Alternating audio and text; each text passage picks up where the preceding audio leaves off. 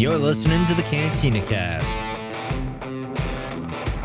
your home for thought-provoking Star Wars talk. Join Albert and Jonesy in breaking down the latest news, trailers, movies, and of course, your favorite characters from a galaxy far, far away.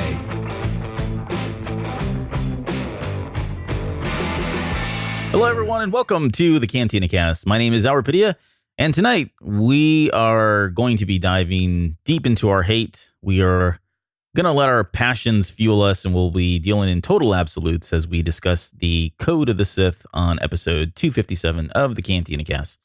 And much like we broke down in the last episode of 256 with the Jedi Code. So joining me tonight, as always, live from a remote location on Korriban, it's the other half of the Rule of Tool here at the Cantina Cast. Please welcome Jonesy to the show. Jonesy, how are you doing? I'm doing great, man. Working on my cackle all week long in anticipation of the episode, but it's still not ready for prime time. So, okay, built up expectations only to let you down.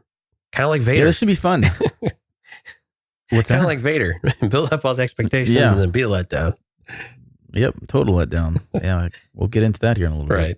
But before we do, we are going to cover just two quick pieces of news. Kind of we say it every week, it's kind of slow, but then we had some big news drop last week. So, but we, I guess as a follow-up to the Mandalorian news that we've got recently here, we've got some casting news. So Pedro Pascal, known from Game of Thrones, Narcos, was confirmed by Variety magazine as I guess he is the Mandalorian. Is that safe to assume? Yeah, the Mandalorian, apparently. Yeah. How do you feel about that? I guess let me ask you this. Did you follow this guy prior to the announcement in either Game of Thrones, Narcos, or anything else he's been in? I remember seeing him in Game of Thrones, and I caught glimpses of Narcos, but I kind of polled the people at work, and they were just through the roof on this guy. So I'm excited because they were excited about it. Then that they apparently really respect this guy or really enjoyed whatever he's done.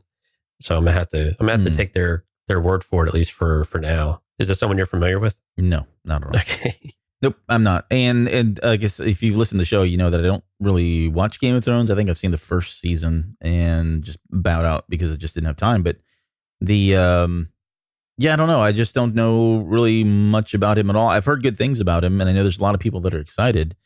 And let's just kind of jump over to the other part of this announcement was that Gina Carano, now she is somebody I'm familiar with because I saw the Deadpool movie and she's in that as Angel Dust. And I've seen some of her fights. I've seen some good fights from her, and I've seen when she got her butt kicked by Cyborg, if you follow MMA.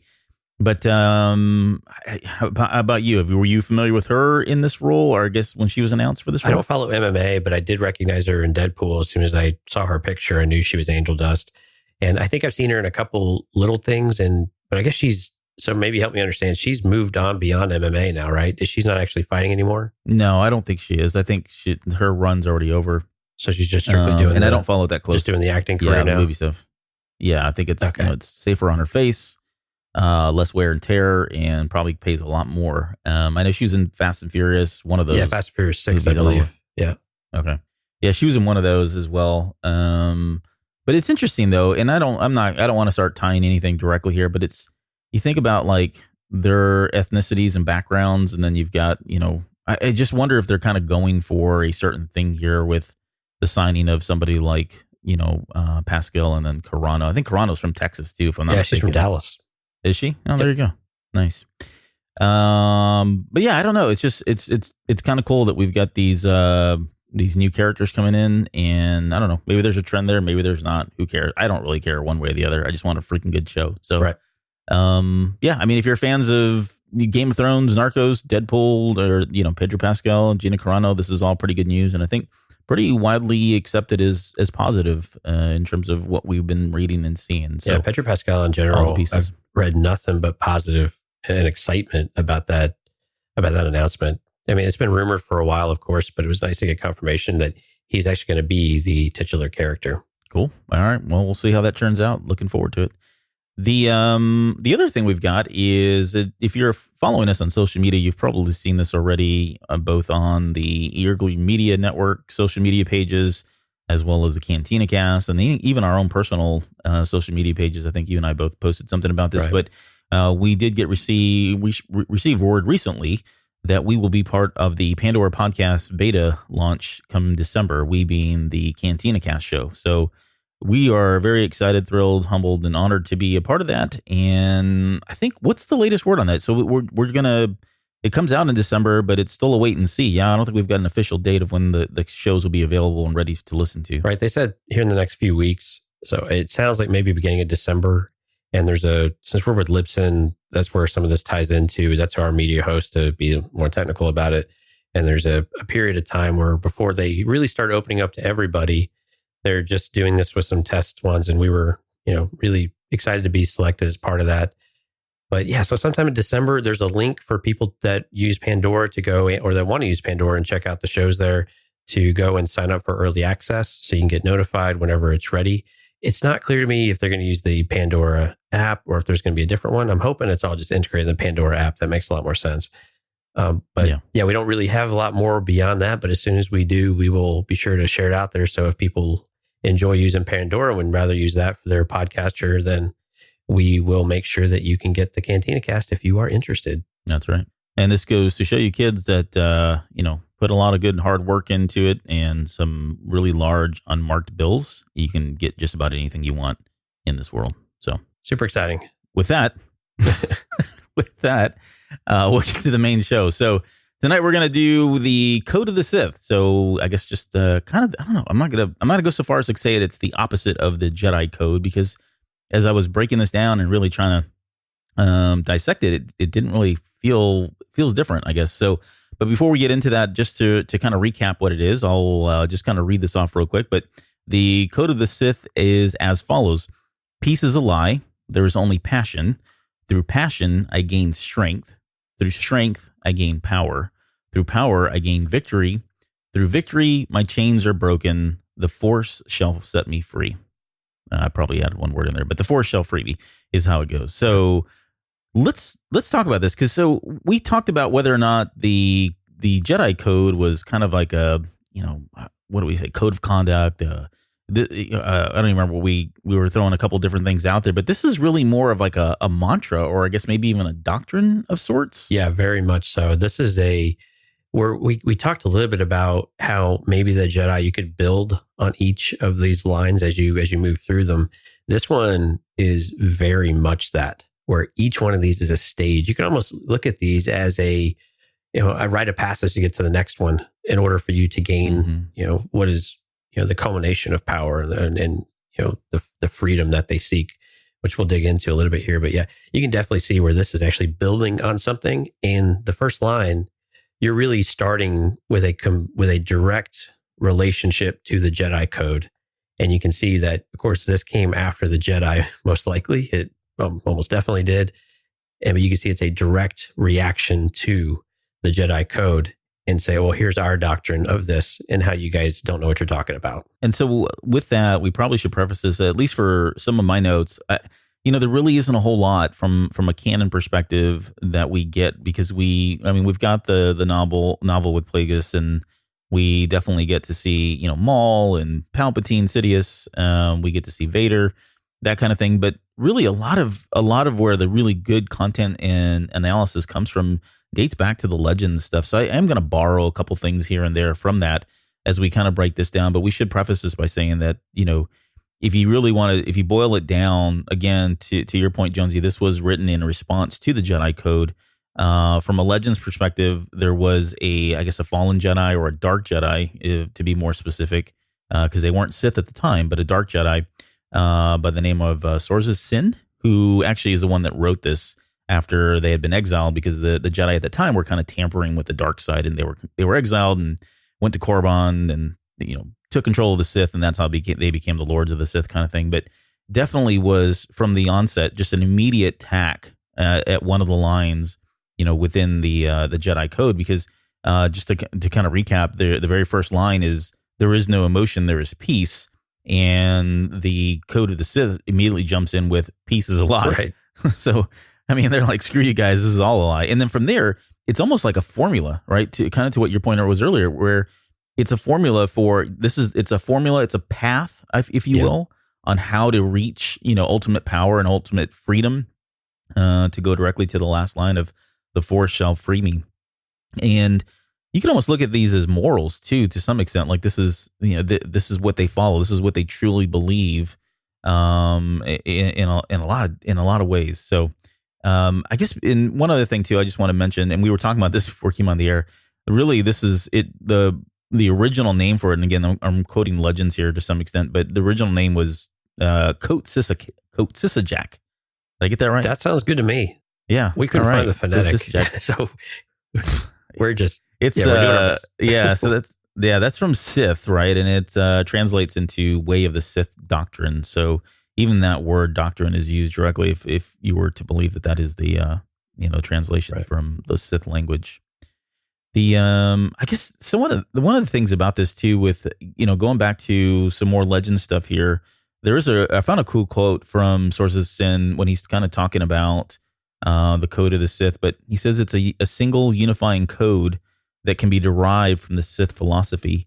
The Jedi have no code, and we exiles know it well, but we also know it is full of inaccuracies and half-truths.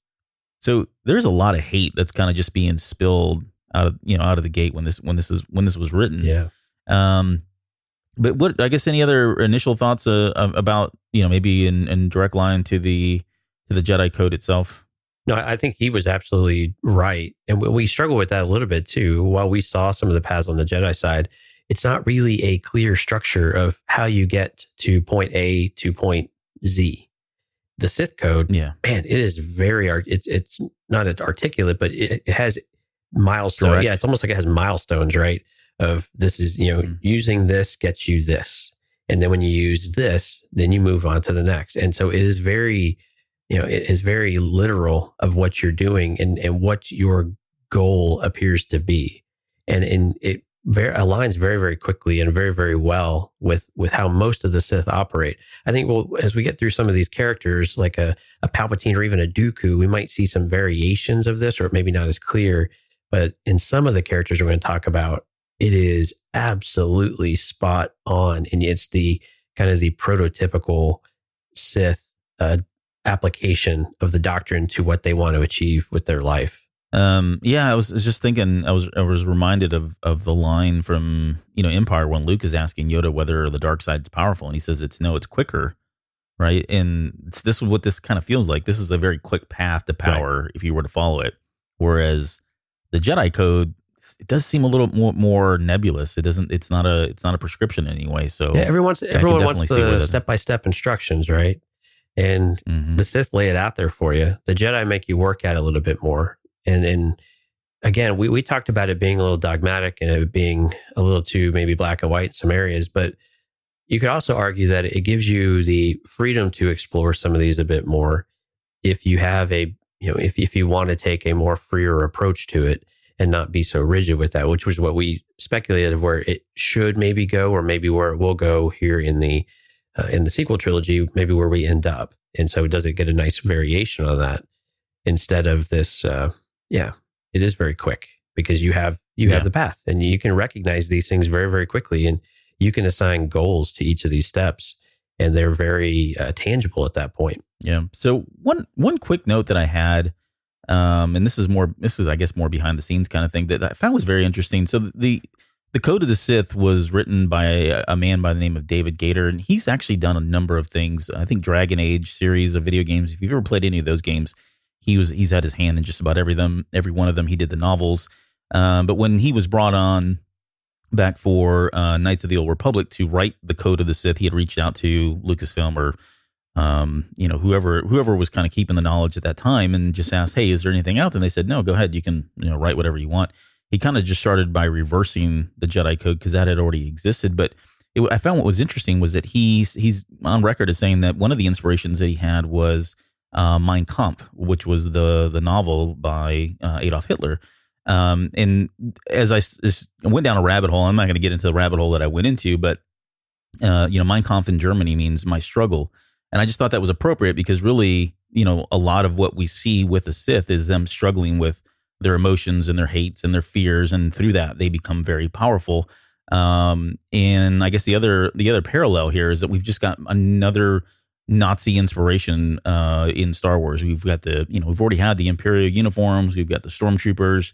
And we can go on and on about all the different things, the other similarities between the Nazi regime and what we know to be the Galactic Empire. But I just thought it was a very interesting take and inspiration for him as this thing was written. And to be honest, I think if you were to look at this and what we know about somebody like Adolf Hitler, yeah, I can see where this is right up his alley. I can see where he would have a lot of what he was doing, a lot of what he was trying to do seems to play right in line with what we see in the Code of the Sith. Well, I think the other thing is that, generally speaking, it's basically shrugging off the oppression of the Jedi in some ways, because it's saying, okay, these principles don't work, and you are keeping the people down of what's true and what's real, and these emotions and these passions are very real, and they're limiting what you're able to actually accomplish in life and accomplish on a grander scale. Whether that's good or evil, you're restricting that. And so it's this oppressive environment that they've rebelled against that creates this opportunity. And I think that's very much what these are talking to, especially when you get to, the freedom aspect of it. The other parts, the acquiring power seems to be an evolution of things, but this idea of breaking chains and freedom just seem to speak directly to oppression in the Jedi Order. Which again, if you go by the Legends canon, then they felt like they were being repressed because they weren't allowed to gain the knowledge, which we'll get to, because I think it's the idea of knowledge being one of the prime lines within the Jedi Code, right, is it was ultimately the downfall of both the fallen Jedi, the dark Jedi here, and then with Anakin a little bit later. But we'll come back to that in a second. So let's start this. We'll start kind of dissecting each one of these lines and kind of giving some thoughts and opinions on them. But, off the first one, peace is a lie, there's only passion. And I got to say, right off the bat, the thing that jumps out at me, it says there is the words only passion. Like, it's the only thing worth noting. And it seems like everything, again, we've talked about this, but everything from that point just derives from it. It is kind of the foundational basis of the Sith and how they see, the mastery of the Force. And it's very absolute, is it not? Yeah, it is. I mean, Sith's only deal in absolutes, right? And right. It's very much, like you said before, it's a direct response to the Jedi of there is no emotion, there's peace. And they're saying, you're absolutely dumb and wrong. You can't have peace. And we talked a little bit about this before, but last week, you can't, there has to be something to spur you into action and to motivate you to do something. And the Sith recognize that. And they're saying, look, if you try to completely repress that side of you, all it does is build up. And we saw this exactly with Anakin. And imagine this is what happened with Maul, where it just builds up. And at some point, like a volcano, it's going to erupt. So accept it. Accept that not everything is going to be serene. Not everything is going to be peaceful. And just embrace that, because that's living.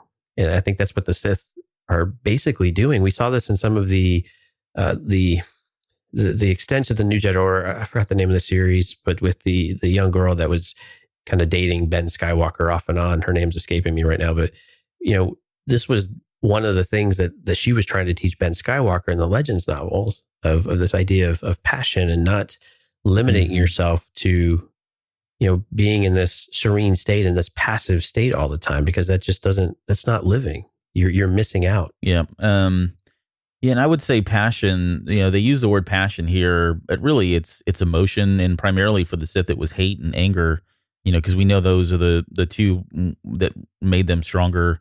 We get a lot of this from, I think back to like the throne room in Return of the Jedi, where Luke kind of loses it, and Palpatine kind of really throws that back in his face, saying that his hate had made him powerful.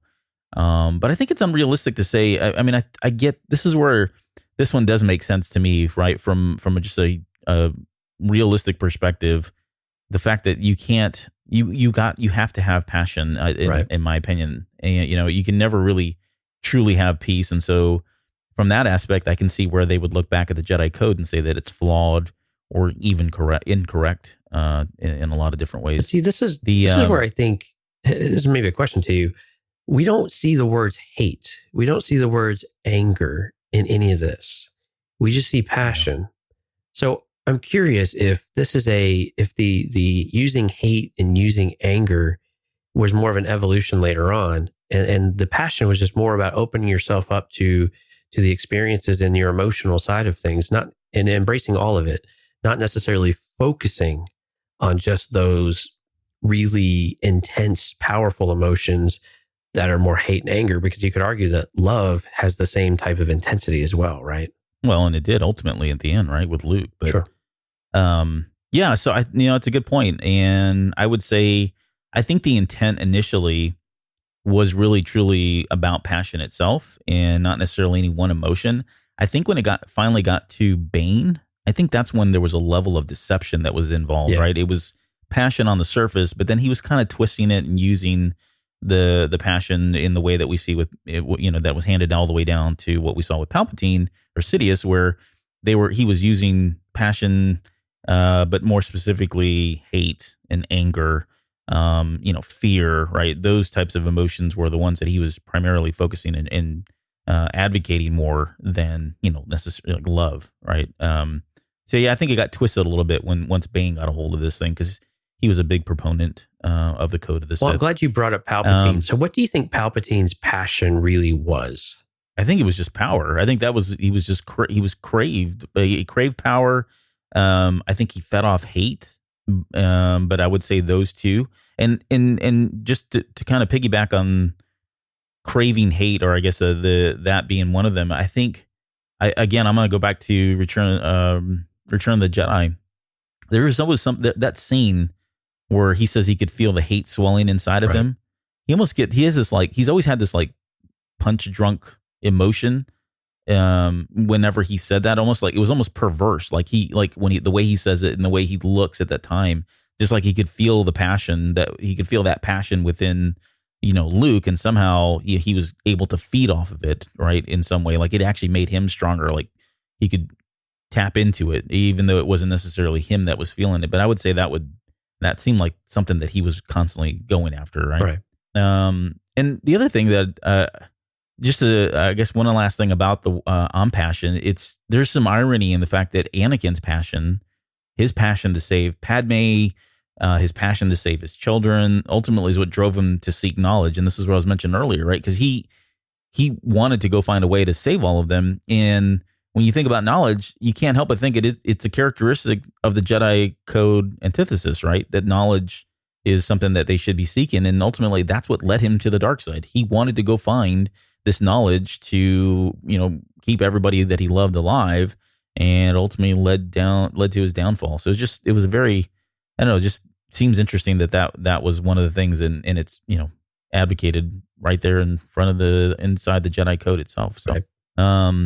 All right. So any other thoughts on the passion piece of the first line? No, let's take that next step into strength. All right. So through passion, I gained strength. And so this one, the first things that come to mind are Anakin's passion of his hate towards Kenobi, and I'm talking about Revenge of the Sith, because he got all his limbs cut off. He was burning, and something allowed him to stay alive. And I can't help but think that it was his hate, right? His pure hatred for Kenobi at that point that made him powerful enough to survive what he was going through when Kenobi just finally turned to walk away, and then what he had to go through before Palpatine finally showed up, took him and rebuilt him, that kind of thing. But I would say, it was that passion. It was, and again, it's hate masked as passion, maybe. But I think that was so strong in him that it allowed him to kind of stay alive as long as he needed to. Well, we definitely saw that with Maul, with Kenobi, right? We saw that exactly. I think they even said that in the Clone Wars, that it was that hatred and the singular focus through the Force that allowed him the will to stay alive, and just channel all of that anger for Kenobi into that. The other thing about Anakin that's interesting is So I'll give you another one here. Yeah, please. So Luke's passion, all right, because this is maybe just a different spin on it, but when I mentioned earlier, his passion that we saw was him when, Vader was taunting him about if he wouldn't turn, then his sister would. And that's when he snaps, and we get that marvelous scene where he, just starts going ape crap all over his dad. But that was his passion about, of trying to keep his sister safe. I mean, there was probably some fear in there as well, Right. but that made him powerful. And Palpatine calls him out and mentions that, hey, your hate's made you powerful, that kind of thing. So I think there's a lot of truth in this. I think there's a lot of truth in the fact that sometimes when we are emotionally charged, we're able to do great things, whether it's and I'm just saying emotion in general, right? It doesn't necessarily have to be hate. It can be love. It can be, you think about like football players or, sports people, they get on these emotional highs and they start doing really amazing things that they probably normally couldn't do. And a lot of it is derived from the passion that they have for the love of the game or the love of the competition or the love of their team or whatever you want to, insert there. But it is something that I think that drives us to become stronger in a lot of different ways. So I don't think they're necessarily wrong with this one in any way. I think what it can do though is it can give you overconfidence, because some of these sometimes you get the strength that is not, it's not real. It's not actual tangible. Like you said, it's more adrenaline based. It's temporary. And so do you really have the strength that you thought you had? And I think that's where we got some of the overconfidence with Anakin in particular, where he thought he was able to accomplish all these things. And he said, okay, well, if I do this, then I will gain that, quickly or right away. And I don't know why he had that impression that he was able to just acquire these things and all of a sudden be strong and then be able to go on this path, when clearly, like you were saying before, knowledge is an integral part of this stuff. Like you still have to have the patience to learn and to do this. And we saw this in the comic book too with Palpatine and Vader. And you were talking about hate before, and that hate is being fueled by Palpatine in order to spur him in action. And then he actually physically tries to improve his strength with droids and, amassing an army and doing this all on the side as just in case or whatever it might be. He started actually trying to pool those resources because of the impact of that. So you can also see this where this goes in different directions. And oddly enough, the Sith seem okay with that type of behavior. They almost expect it. They appreciate it. And if they don't get it, they actually start wanting to move on. Like if you don't crave strength, then you don't crave power. Then your usefulness is diminished. And now you're just a pawn and you are expendable. So the next part of it is kind of, we're kind of been hitting on it already, but the, through strength, I gain power. Any initial thoughts here? I've got some, and I'm gonna go right back into Hitler. So I don't want to ruin the moment here, but what was something, I guess, what comes to mind when you, I guess, read that line? Well, I mean, it's always easy to come back to Palpatine, but I think Maul is a good example of this too, where we heard him talk about this constantly. And we saw this in the Clone Wars specifically when he was taking over the Mandalorian camps. And so we saw this strength building. He already has this confidence. He's got his mind restored. He has his brother now.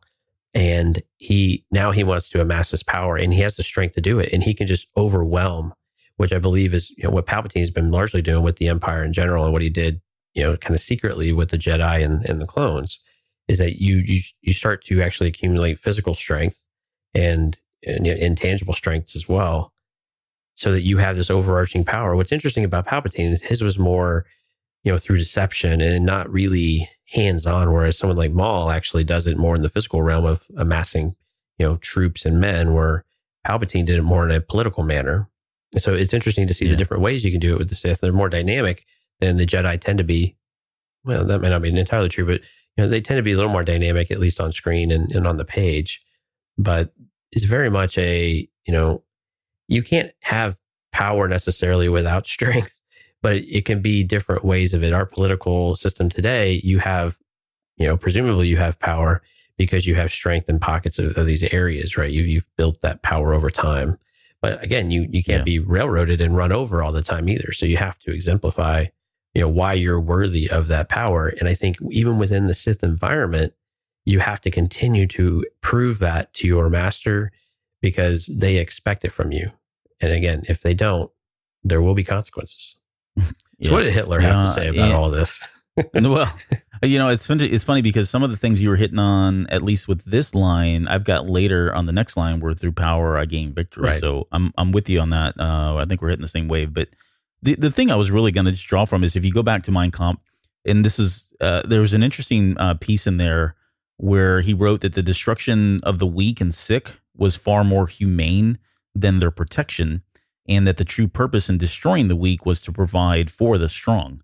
So if that doesn't sound like a Sith point of view, I don't know what does. But it kind of stuck out because just going back to the line of through strength, I gain power, and really Hitler's idea was to remove anybody that wasn't strong, so that everyone else could flourish and their power could become greater. But it just reminds me of the old adage of power corrupts. And not to wax science here, but there are studies out there that show that when we become addicted to power, there's a high level of dopamine that's released, and that in itself is addictive in nature, right? The same study that I was looking at today, it was weird.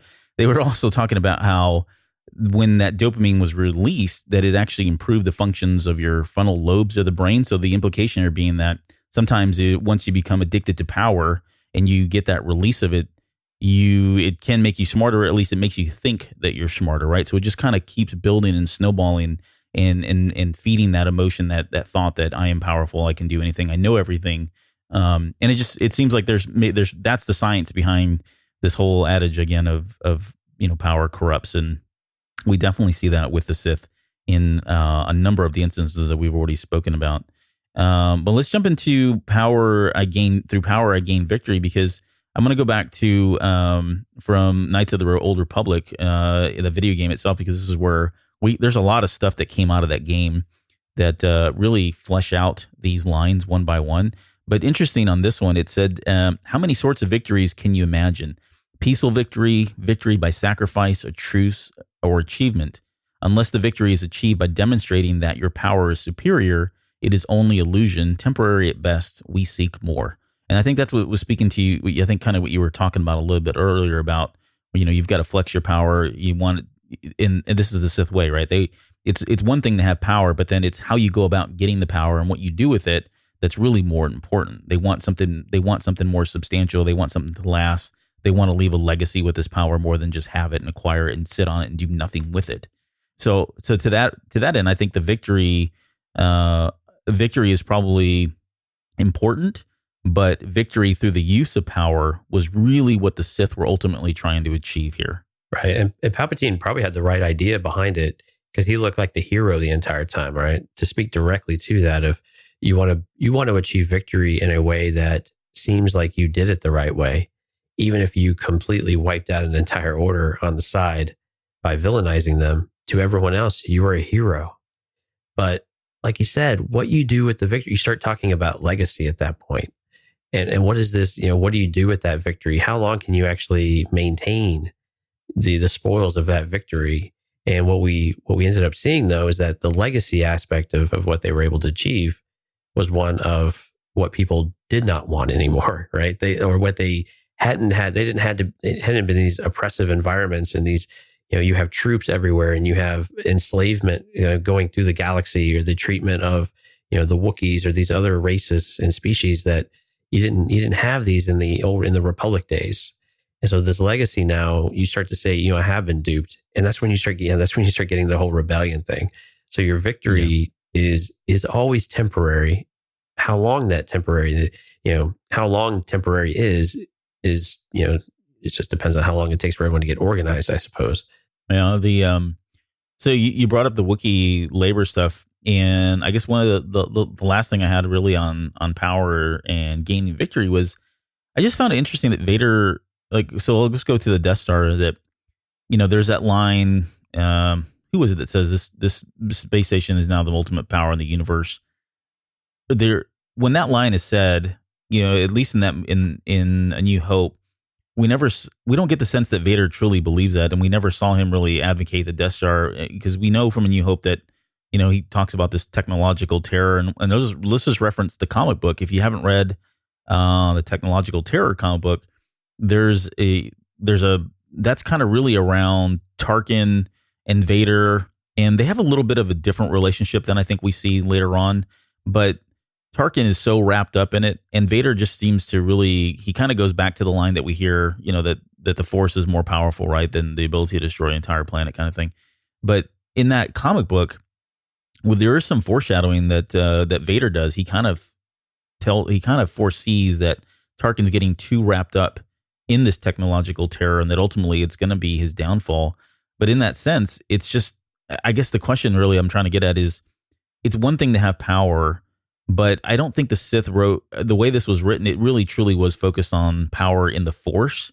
And because you could argue that the Death Star was the ultimate power in the universe, and yet for Vader, it really wasn't. That wasn't the gist of this line. That wasn't the kind of power that they were really speaking to. Right. Even though you could even make the argument that the whole stupid thing was powered by kyber crystals. So I guess that wasn't close enough. But it is interesting that again, that was really, something that they were trying to advocate, that the Death Star itself was an ultimate power, but yet Vader didn't really see it that way. And that's a great point. I think when you read through these, it's easy to say these equate to having an empire or building a Death Star or having the ability to destroy planets. But really, I think I agree with you. I think where this is really going, this is more of a spiritual breaking of change and freedoms, right? It's more to the spirit and to the dogmatic principles that they were having to abide by, that they didn't agree with, they didn't understand, or what it might be. But we see that though this has evolved though into a tangible type of doctrine, to where you actually have to have something. And what's curious is that you don't have something between victory and chains and freedom. So it clearly is talking about the spiritual realm, but as these guys and gals try to apply it to the tangible world, you don't really have something in between there. So what do you do when you have victory? What's that next step actually look like? They don't seem to really have an answer. They think they have a vision for it, but really it's just more of the same. We get a little flavor of maybe what Palpatine's endgame was in Rebels with World Between Worlds and those types of activities. So presumably he's still looking to achieve something like that behind the scenes of what we would call the original trilogy now. But it's still not totally clear what you do when you achieve victory. What do the Sith really believe, at least of old, you do when you have victory? Like, what does that life actually look like? We don't have a really clear idea of that. Yeah. I kind of got a question later, but a little bit later to kind of talk about that. So maybe we'll answer it there. But the next one is, so you're hitting on it, but through victory, my chains are broken. And I think the chains here are really kind of twofold, at least from the context of how it was originally written. But I think it's really referring to the chains being broken upon the of the Jedi and the Jedi code and the order itself, and again how the Dark Jedi felt at that time. But I think also those and we'll might as well just throw in all the other stuff too, right? All the other restrictions and the dictates that we spoke about in the last episode. I think that's one reference here, one metaphor for my chains are broken. But I think the other one is that I think you could reference any and all personal restrictions that we place on ourselves as human beings. Because honestly, in the eyes of the Sith, it just seems like they were really all about a path to perfection. That was the end game. The ultimate goal was to seek perfection and to kind of be free of any and all restrictions.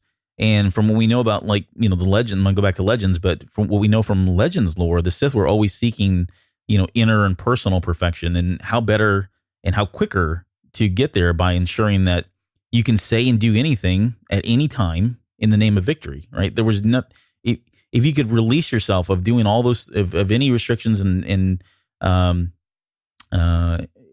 all restrictions really, then that allowed you to quickly get to a level of perfection, at least in, maybe your own eyes, I guess, if you could say that. And the other thing that it reminds me of too, when I hear, my chains are broken, this is the old, and I'm going to go back to another old adage, but that all is fair in love and war, right? When you hear that, it's a way to give somebody an excuse to say anything goes. I can do anything, I can say anything, because it's either love, emotion, or it's war, victory. And it almost sounds like it's a Sith proverb now that I'm saying it out loud. But what are your thoughts on the victory, my chains are broken? Yeah, I go back to characters like Dooku, and I start to question, what was their actual goal beyond the Jedi? Like, within the scope of this doctrine, how does someone like Dooku, what is his next evolution go? If he was to survive, let's say that he survives and maybe Anakin doesn't, and it's the Palpatine and Dooku show in the Empire. Like, what's Dooku's real end game at that point? We don't get I never really got this. I never really felt like he was really all that ambitious to displace Sidious at any given point, even though he spoke about it with others. I never really thought that he was all that serious about it. He seemed like he was genuinely dedicated to Palpatine. He might have these toys on the side, like Asajj, and maybe even a Voss maybe gave him the inkling, maybe because Voss was very powerful, even Asajj was very powerful. But it never really seemed to me like he had any other end game in mind. So beyond victory and the breaking of the chains of the Jedi, I didn't really understand how a character like Dooku really, what was his next step? Do you have any ideas about like how he would have fit into this? I don't know. It's an interesting question, because I think to me it feels like maybe there were two I don't want to jump ahead, but I think there's probably two jumping off points with the Sith code, or at least when it was reinterpreted, if that's a word, again. So again, it was originally written, 6,900 years before the Battle of Yavin, right? And it didn't, for the most part, change until Bane came around. And then it almost feels like once Sidious got it, and it was passed down to him, and he was kind of abiding by it, or maybe he wasn't. It just feels like he had a different take on it. And I don't know. This is where I struggle. Like, I don't know whether the Mauls or the Tyrannuses or whoever was really following the Jedi code, or I'm sorry, the code of the Sith, the way it was interpreted originally, whether they were following it the way Bane interpreted, or they were following the way that Sidious, Sidious's take on it. He may have dismissed some of these things, right? He may have dismissed them or diluted them in some way. And so, to them, maybe it wasn't really about breaking the chains. Maybe it really wasn't all about victory. Who knows? That guy is so deceptive, and he twists and turns people and to do all kinds of different things. He may have, taught Maul one aspect of it and really had him focus on that. Maybe the hate piece of it, the anger, because that suited his needs.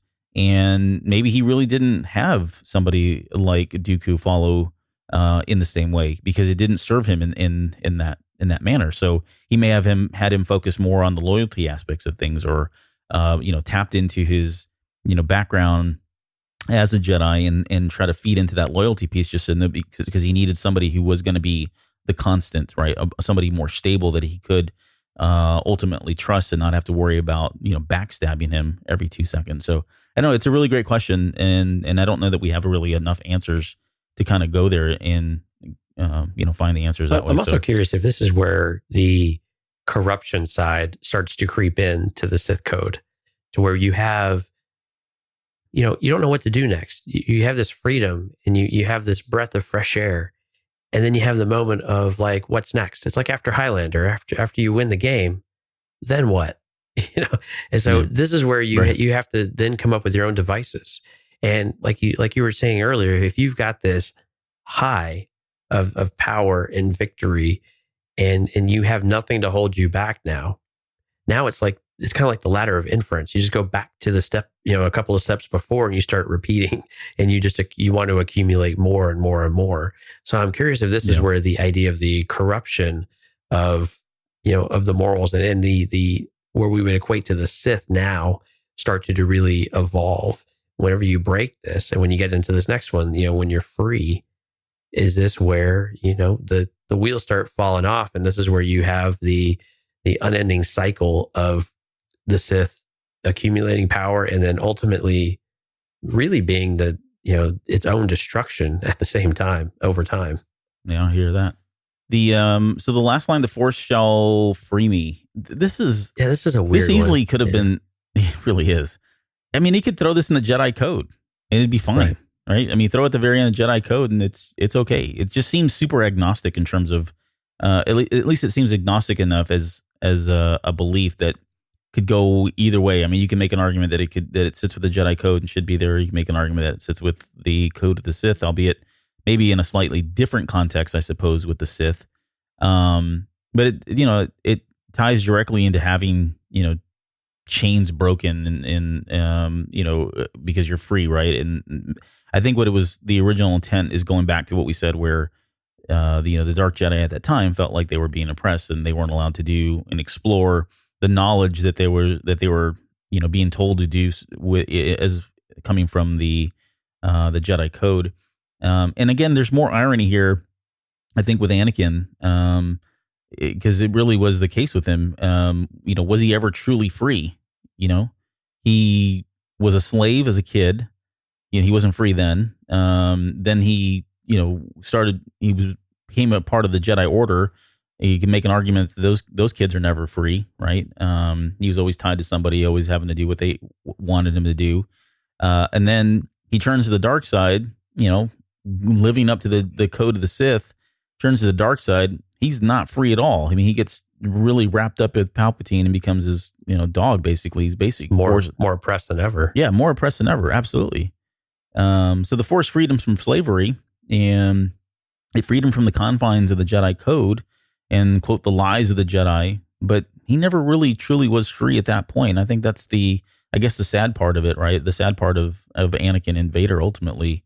And why we see that, he really only truly is free when he actually embraces love and not hate and not the code of the Sith. Right. What's also interesting, I think, is that we've long talked about the Sith use the Force as more of an instrument than this type of view that tends to be more accepting of the Jedi point of view, if you will, that the Force has an influence, the Force has a path, the Force has a direction and a will, rather than what the reality of what we see is that they tend to want to yield it and bend it to their will and find ways to manipulate it and create that chaos that we talked about last week. And so it's interesting that this is in here, because it seems really out of place to me and just doesn't seem to fit why the Force would free an individual when clearly they are moving through these levels of really individual strength, power, victory in their own chains, even if it's spiritual, but it's their sheer will that's moving that through them rather than the Force willing them to go down that path. All right, so I guess we'll got some other questions here about whether or not. So let's take Palpatine or Sidious. I guess I keep calling him the same person to me, but Sidious, same difference, and Maul, same thing, right? But with Sidious and Maul, do we feel like they were abiding by the code of the Sith, and do we feel like this was serving them right there at the when the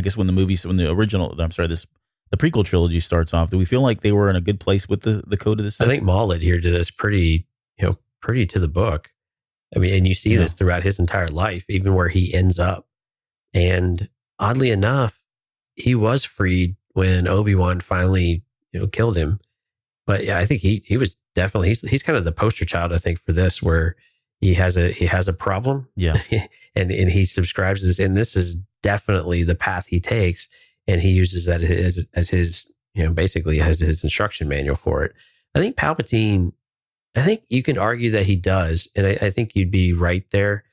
But some of his motivations and the way that he's doing it are a little bit different. They're maybe not as to the book, if you will, of what you might write. Like when you look at Maul, it's kind of the pure extent of it. Palpatine was much more nefarious and much more cerebral with how he applied all of his learnings. And of course, it had an immense amount of knowledge behind him as well. He just seemed to be a sponge for knowledge and for information and for the history.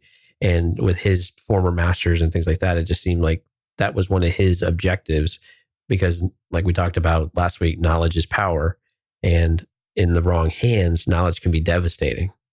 But I think he followed it as well, but maybe a little more freer interpretation of it in the way that he applied it. Yeah, in my notes, I just wrote that he kind of went about it differently than maybe the original intent, either, again, when it was originally written or from what Bane wanted. And just to bring Bane back into all of this, there were moments where he kind of foresaw the fall of the Jedi Order.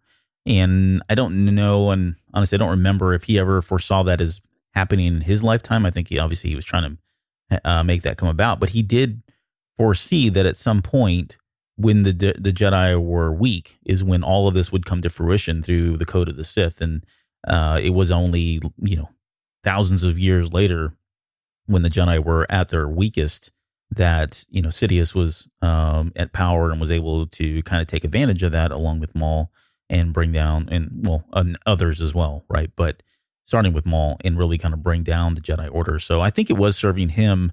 But yeah, I would agree that he had a different spin on it. he applied more things than just the code, the code of the Sith, right? He was able to tap into a lot of different things like, politics and power and that kind of thing that had really nothing to do with the Force itself. He was using, his knowledge really, to do all that. So, well, and then we saw Maul. Maul had to abandon those principles when he was betrayed by Sidious. He kind of turned his back on the Sith ways, right? To an extent, even though he still applied it to it. But I think he had this recognition though, that as a Sith, your chains are probably never really broken as long as you're the apprentice. So it's almost like your chains are your master at that point. And he was never going to escape that under Palpatine, and he had to go and blaze his own trail, even though he was still applying those learnings, but then he was the master. Yeah, that's a good point. And I wanted to tie this directly into like the rule of two and all that, but it just seems like that's just a whole different kind of thing, right? Than what we see with the Code of the Sith. So I guess the other question that I had out here was whether or not you felt like Anakin and Vader accepted, like Anakin, really. Let's just talk about Anakin. He converts to the dark side, pledges his allegiance to Vader or to Sidious, and is given the name of Vader in Revenge of the Sith. But at that moment, you got to think that Palpatine, that he knew of the Code of the Sith, either through his own teachings, through Palpatine's teachings, through the Jedi teachings, whatever. It just seems like that's probably something he was aware of. But the question really is around whether or not we feel like Anakin and or Vader, at least in that moment, accepted all this 100% when it was when he converted over into the Sith. Did he just accept everything and say this is all it? Or, did he not? And whether or not this really served him. And then I threw out just kind of a bonus question out there about whether we feel like the Jedi code made Anakin more powerful, or whether it was the Code of the Sith that made Vader more powerful. And we can use them one and the same. Yeah, that last part's pretty challenging. I think when we see the opera scene in Revenge of the Sith, I think we definitely see Anakin subscribe to the Sith code of what he needs to accumulate in order to accomplish his goals, which steps right into this doctrine. And so I definitely think they, both Anakin and then after he transitions into Vader, definitely still believe this. And we saw this in the comic book. And again, Vader still believes, and again, we do see this ambition to get out of under the thumb of Palpatine, because he knows he can never truly be free if Palpatine is there. He can't rule everything. He can't control. With Anakin, it's always been about control, right? He talks about ruling the galaxy, but really he just wants it to be in the way that he thinks of it. Good, bad, or indifferent. I think his intentions were always fairly good before they got skewed. But he definitely adhered to these principles and recognized what he had to do to achieve that next step. And you could argue that maybe he just wasn't very good at it, at the end of the day, of what he was able to do, or that Palpatine was really that just more clever, smart, powerful until Luke came into the picture, and together they were able to really figure it out from there. But the more powerful is interesting though. What's that? The more powerful is interesting though. Oh yeah, that's a big nerd fight question. It really is. It was right. Do you want to take a guess just for fun? Yeah, I think I will say this. I think the Sith side definitely unlocks that power quicker, like Yoda tells us, but also it channels it all in a way that is a flurry of activity, but ultimately can't be sustained. And, given that, I think overall, the idea of the Jedi is probably more powerful overall. But unless you're able to, because the Sith, this is very combative in nature with the Sith. You're always fighting something. And often you're fighting your own apprentice or your own master, or the way that they want you to do things, or their orders that they're doing you. So you've always got this conflict, and that conflict erodes you. And we saw this with Legends too, right? The more you let the dark side in, it actually deteriorates your physical form. When you use it in certain ways, it progresses that. So that, when we saw Luke use Force lightning, they talked about it actually aged him. I know this is Legends, but again, we have to assume that some of this is still, somewhat, true. And I still believe that a lot of it is quite true in that regard, of where the more that you let evil feed on you, or these types of things feed on you, it erodes your soul. And we know that when you have stress in life, we largely believe that it shortens your lifespan, right? So I think overall, the Jedi path is probably more powerful because it just accepts everything. Well, it at least it portrays to accept everything. We know that's not necessarily true either, but the Sith way is so combative that it's all temporary. Yeah, I will accept that answer. We'll accept that answer. The survey says. The survey says. I don't know that I have. No, you did a good job with that one. I don't know that I have anything more to add in terms of just going back to the original question about whether or not the Code of the Sith served Vader and Sidious in their time. I would say that they had a pretty good run up until, their undoing with Luke's passion not to convert to the dark side and not to kill his father. Up until that, I think they were doing all right.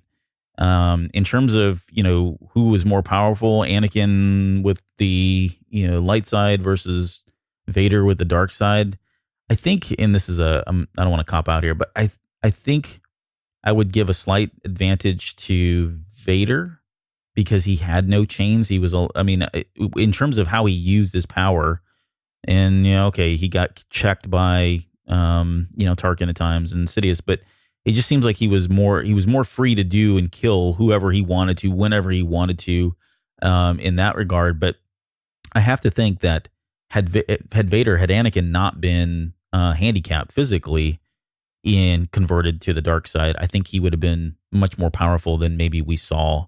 I think there was a lot that weighed on him once he was handicapped the way he was because of Kenobi. And then obviously, I think to your point, I agree with you that the dark side deteriorated him, and that's why he maybe had the back to tank baths all the time, because he was trying to counterattack that the effects of being converted over to the dark side and what that was doing to his body physically, emotionally, mentally, that kind of thing. So yeah, that's kind of my answer. I don't know if I answered it, but that's the best. Well, and we're going to talk about Kylo here now, but I think the sequel trilogy, you have to start questioning what we've seen with the dialogue that we have from Snoke about this balance and the harmony in the Jedi code of when you have, light is or the darkness is strengthening, and you have the light that rises to meet it in different ways. And so do you have this balance where it's really this harmonious game playing out all the time because there is no chaos. So it's one of these things of, is that always playing out? And you have these give and take moments, but really neither one has an absolute advantage over the other because they're all part of the same force. I like that. Maybe. Yeah, maybe. So let's talk about Kylo. And so before anyone loses their mind here, we know Kylo Ren isn't a Sith. Okay. So don't even go there. That's not the question. We know though that he was, out to quote, finish what his grandfather had started.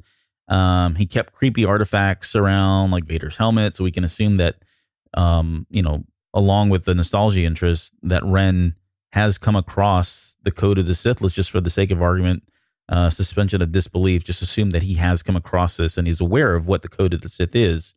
Or maybe he got wind of it through Luke's teachings. We don't know. That could have been part of it, because Luke did embrace aspects of the dark side. I would imagine that Luke probably embraced aspects of the Code of the Sith, but just assume that Kylo Ren was aware of all of this.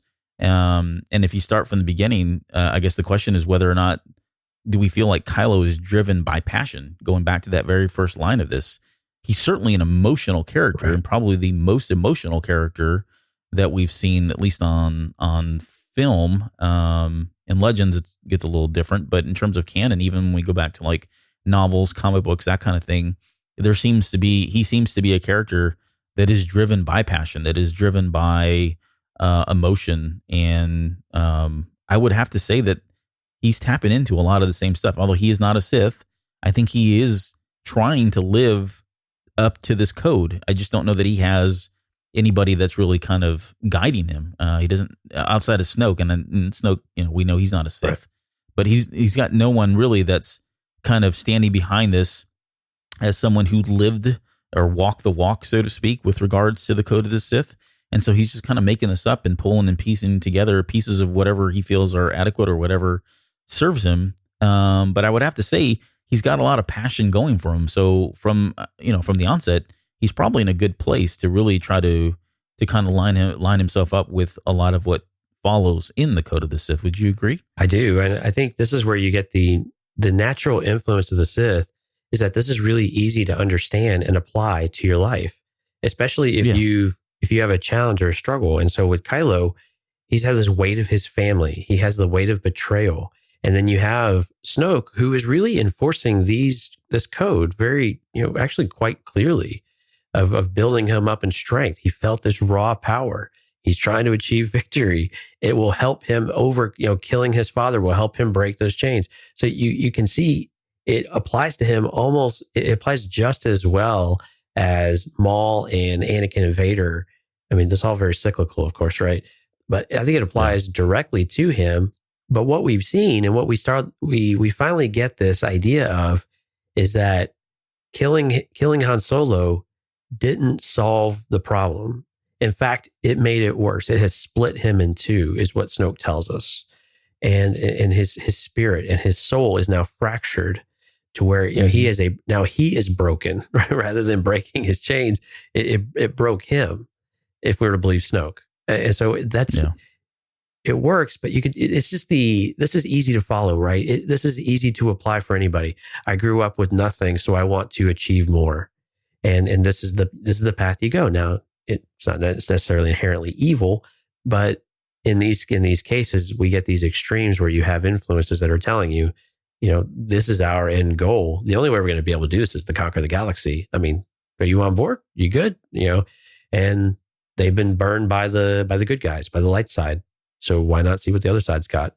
But yeah, Kylo definitely applies to this, and the clearness of this code and the transparency of that path is what makes it so easy to adopt, even if you don't really know you're doing it, because it's easy to step right into that. Yeah, and I think it's going to be interesting with episode 9 to see where, obviously where Kylo goes, but whether or not we're going to see, him doing or having actions that align kind of like what you laid out earlier going forward, if they align with the Code of the Sith.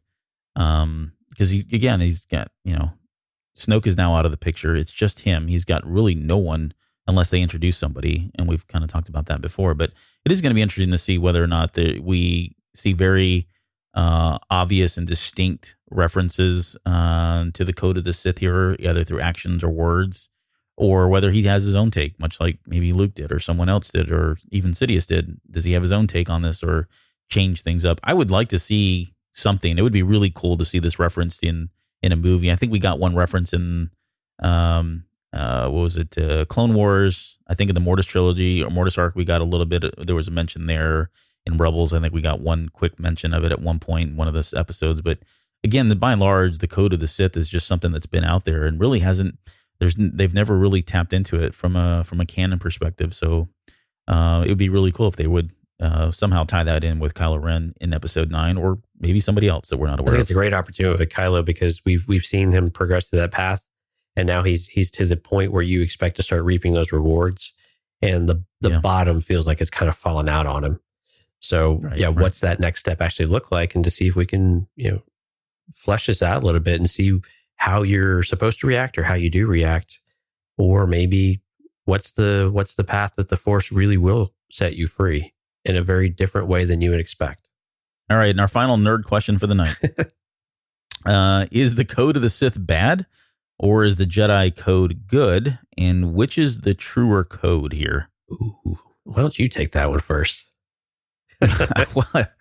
Thanks. Nice redirect. It's I think it's just how they're used. I mean, at the end of the day, like, I don't know that either one of them, I guess before we even did these episodes, I would always just say, I align with the Jedi code. Why would I align myself with the Code of the Sith? That's evil. And it really, apart from the power piece of it, which can be a little perverse in terms of, it just seems to kind of pull at our moral compass that we wouldn't necessarily want to go after power. That doesn't seem right. But apart from that, if you look at the rest of the lines that we covered, there's really nothing that bad about these things. I mean, you could easily apply these to the Jedi, or the Jedi could easily follow them. I don't see anything really inherently wrong with them. I won't say they're not flawed, but I guess it just really depends. And I think that's the whole point of this. I think that's the whole point of, what Luke was trying to preach and what we know to be the downfall of the Jedi and downfall of the Sith is that they were very dogmatic about these things. They took them to the extremes at times. They were maybe they dealt in absolutes, if you will, at times with a lot of these, and that was ultimately the downfall. I think the key was really what Luke was doing, and that was having balance, being able to check yourself, regardless if you're following the Sith or the Jedi code. It's all about moderation. It's all about control. It's about not letting yourself get too caught up in any one of these things. And I think if there was somebody that was able to do that, I don't think you could say either one was better than the other. I don't think you could say either one was truer than the other either. Right. I think what's interesting about the Sith code is that they admit to these types of things existing. They just admit to that we are not, that beings are not robotic in their nature. They can't ignore certain aspects of their being, and they just put it out there. Where the Jedi, at least where the Jedi evolved to, maybe not where the code is, but where the Jedi evolved to based on that code was one of rejecting certain parts of their humanity. And maybe not intentionally, but they tried to rise above and beyond that rather than remember what it meant to, to be human and to have these emotions and to help you handle them. Like we talked about last week, you can have these things, but are you equipped to be able to handle these situations to where you still have good judgment? Conversely, we see that, so while the Sith code is definitely saying, admit these, they go to the extreme. They're like, no, embrace them, make them part of who you are, make you more powerful, right the wrongs that have been done to you, basically, right? It's not pull your boots up and be better. It's very much a, no, go prove everyone wrong, rub their nose in it, and then to show everyone just how powerful you are, and then and then dominate and just prove your dominance all the time. And so that's the extreme side of it that we got. So you have this overly passive, and then you have this overly assertive and aggressive side, where again, if they were actually had a way to say, here are the best of both of these worlds, that we're able to do some of these things. And like you said, strength and power and victory. Okay. Yeah. Maybe not the message we want to send, but through acknowledging our emotions and by using knowledge to try to achieve something harmonious, maybe leave serenity out of it, but get to something more harmonious, we would be able to break the chains that hold us back from serving the people. If the Jedi really believe that they are there to serve, then they have to get past their own hubris on it, but they've got to admit to themselves that they are flawed people and that they are going to have to make better decisions and learn from them. And they're going to make mistakes, and that they have their own burdens that they have to let go of, but they have to know how to do that. They have to have that guidance and that training, and admit to themselves that, it's okay. We're all, I'm going to use the word human in finger quotes, but you know what I mean? Right. Yeah. Yeah. It's all good points there. There's something to learn from everything, right? And the Jedi decided that there was nothing to learn from the Sith. Exactly. Right? And the reality is there are bits and pieces of both that are very pragmatic, and other pieces that are, not so much. So I think they're both flawed in their own unique ways. And I think it really just falls, at the end of the day, it falls on whoever it is that's following them and what their true intentions are. I think what would be really cool is if listeners came over to Discord and said, if you had to create a unifying code, using ideas from these two codes, like what would your unifying code look like? I hate the term gray Jedi because that's just that's just me. I know some people like the idea of it. So the concept of it is what we're striving for. But if you had something to where they had to share between these two codes, what would your de facto, what would your perfect world code look like? So if people want to come over in Discord and show us what they've got, that would be really interesting to see and be able to debate that too. Interesting. Yeah, there's, well, we won't get into the code of the architects, but that was I don't remember who came up with this. I don't want to credit anybody, but there was a few years back, I remember there was a group of folks that tried to put together this kind of universal, and it wasn't gray Jedi, but I think it was called the code of the architects, where they were kind of borrowing bits and pieces from both and it was really the intent was to come up with a code that was more balanced and kind of fed on the strengths of both of those. But yeah, I think that would be interesting to see if somebody could put together something that was a little bit more maybe universal agnostic in that way. Especially now that we have a couple of new movies under our belts with Force Awakens and Last Jedi. So have our opinions evolved from something that was maybe developed, I'm assuming that was probably developed like 10 years ago or more, within the realm of the Legends environment, which again, it still might be very applicable. And I've seen the Gray Jedi Code, and I've seen some other ones as well. And maybe we get back to that. Maybe that's where we land. But it'd be interesting just to see if people came up with a new original way of putting this together in just, in a 5 or 6 line thing like we've got here, what that would actually look like to blend these.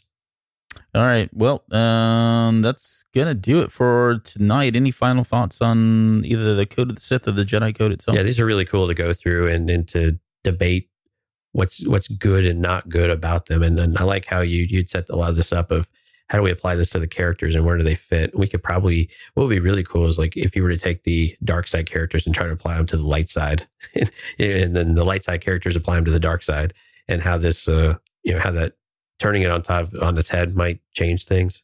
I don't know. That might be a really stupid idea, but it popped in my head of something that's like, what would you do if everybody was in opposite world for a day, or bizarro world, I guess you might call it, and how that might work. But no, this is really cool. And this is really fun. I like that we were able to, to try some of these different things and try to come back and apply. And it's really cool that we have the Reys and the Kylo Rens and some of this new media too, that we can able to start to work into it to say, okay, how do these newer developments apply to these ideas that we've had for the last 20 plus years through other mediums and through the Legends canon that we used to have? Yeah. No, you kind of stole my thunder, because that's exactly what I was thinking. As far as final thoughts was it's just that the Reys and the Kylos don't really fit this mold. And it's going to be interesting to see if we do get, traces of either one of these codes and how they apply them or they don't apply them, how they reject them or how they accept them. I think that's the stuff that's very intriguing, and hopefully we get some of that. But at the end of the day, if we don't, it's not a big deal. That's why we'll just speculate even more and create more shows based on nothing. So, all right. Well, with that, we will end the show next week. We've got Thanksgiving week for us. So those of us in the U.S., our listeners, supporters in the U.S., will be celebrating the best holiday of the year next to Christmas, which is Thanksgiving. And so we want to just say happy Thanksgiving to everyone, and to be safe in your travels with your friends and family and the people that you don't like. And then after that, I think next week we're going to do I've got a Tales from the Cantina that I've been brewing here lately. So I'll do that one. I'll drop that one sometime early next week. Can't wait to hear that. And yeah, it's going to be, it'll be funny. It's going to be very Albert for sure.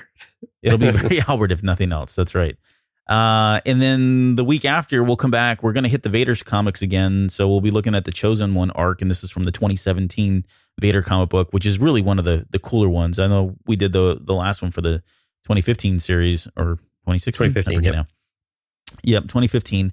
And that one was it was fun. But this is one I think both Jonesy and I really have enjoyed. And we'll eventually come back to that, because we're going to hit the end of that arc a little bit later, probably sometime next year. And then if that's not enough, by that point, we should be coming up on we'll do a Resistance show, get you guys caught up on where we are with that, our thoughts and opinions, now that we've got some episodes under our belt. And then finally, we'll probably end just before the holidays or before Christmas, we'll be coming back to do our The Last Jedi 1 year later show. So we've done that with The Force Awakens. We did it with Rogue One, and we will do the same with The Last Jedi. So we'll kind of just do a retrospective in terms of how that's, our thoughts and opinions around that, and maybe see how it feels. See how it feels a year later. Yeah. Now that you've seen it a billion times. Yes. Billions times. So, all right. We'll end the show here, and happy Thanksgiving. We'll see you guys next time. Thanks, everybody.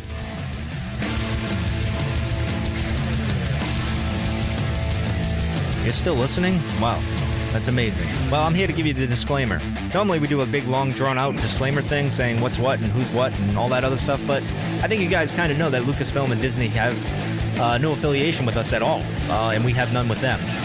We talk about Star Wars, which is their property, and all that other good fun stuff. But I think you can tell which is our stuff and which is their stuff. If you can't, well, then send a lawyer to send an email to me, and I'll be glad to chat with them. Other than that, you know what's what. So that's your disclaimer.